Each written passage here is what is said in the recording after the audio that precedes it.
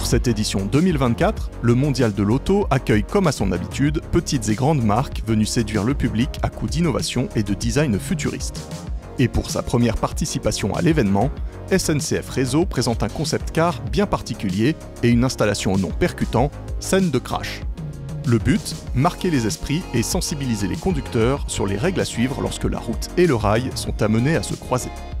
Malheureusement, la tendance des accidents au passage à niveau n'est pas bonne. En 2023, on a compté 750 bris de barrière, soit le double de ce qu'on comptait en 2022. Mais ça, ce sont des accidents matériels qui créent des situations à risque. Le plus dramatique, c'est qu'en 2023, nous avons compté 30 morts et 13 blessés graves au passage à niveau en France. Là aussi, le double de ce qu'on avait constaté en 2022. C'est autant de drames familiaux, autant de vies brisées. 30 décès, si on le met en perspective, c'est presque 1% de la mortalité routière et 1% qui pourrait être facilement évité. Et les accidents, dans 98% des cas ces dernières années, ils sont liés uniquement au comportement de quelqu'un qui s'est dit que certes, la barrière commençait à baisser, mais finalement, elle était à peine baissée, qu'il avait le temps. Et donc, des campagnes comme celle-là, spectaculaires, doivent permettre de relever ce niveau de vigilance. C'est le sens de scène de crash que nous présentons aujourd'hui au Salon de l'Auto. Autour de la voiture, 10 étapes retracent les 2 minutes qui précèdent l'accident et le destin de Tim, son conducteur.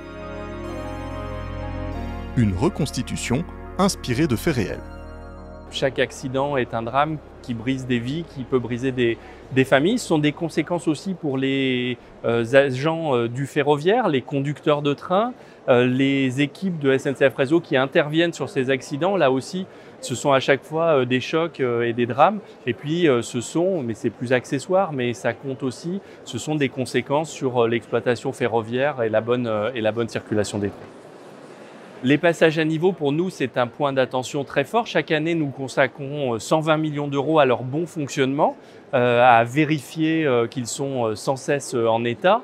Et puis, nous faisons des investissements sur ces passages à niveau, soit dans certains cas pour les supprimer en lien avec les gestionnaires de voirie routière, soit dans d'autres cas, et c'est 40 millions d'euros par an qui sont investis pour cela, à les moderniser, mettre des feux à diode, mettre des jupes sous les barrières pour éviter que les cyclistes ou les piétons aient la tentation de traverser la voie même quand les barrières sont baissées, pour prendre 2 exemples concrets d'actions que nous menons.